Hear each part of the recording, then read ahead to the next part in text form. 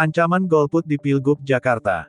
Di tengah-tengah proses tahapan pencalonan, Pilkada 2024 diiringi berbagai drama, kejutan, dan turbulensi politik hingga menimbulkan chaos di berbagai daerah, khususnya di Jakarta. Imbas dari itu semua, berpotensi mengancam tingkat partisipasi pemilih, khususnya pada pemilihan gubernur Pilgub Jakarta. Banyak faktor yang menjadi pemicu munculnya sinyalemen penurunan partisipasi pemilih di Pilgub Jakarta. Pertama, sebagai reaksi ketidaksukaan publik terhadap cengkeraman politik kartel, hegemoni partai politik parpol maupun indikasi intervensi atau cawe-cawe penguasa terhadap proses kandidasi. Selain juga makin menguatnya pragmatisme sejumlah parpol yang bersedia berkolaborasi dengan penguasa karena kemungkinan iming-iming mendapat posisi menteri di pemerintahan Presiden terpilih Prabowo Subianto. Kedua, sebagai ekspresi kekecewaan publik, khususnya pendukung Anies Baswedan yang batal diusung Partai Keadilan Sejahtera, Partai Nasdem, dan Partai Kebangkitan Bangsa. Ataupun, PDI Perjuangan yang dikabarkan di injury time akan mendukung Anies, namun ternyata juga urung.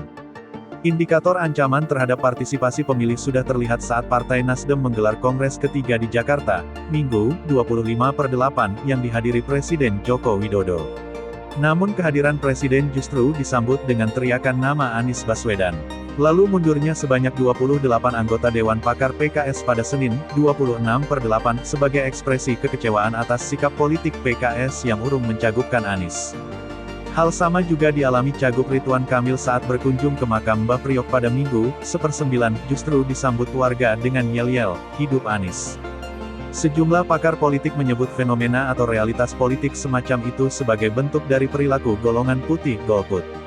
Golput sendiri banyak variannya. Di antaranya golput politis, seperti tidak menyalurkan hak pilihnya karena tidak suka dengan kesewenangan penguasa, tidak suka dengan parpol peserta pilkada, tidak suka dengan kandidat yang diusung parpol, tidak terdapat nama cagup idolanya.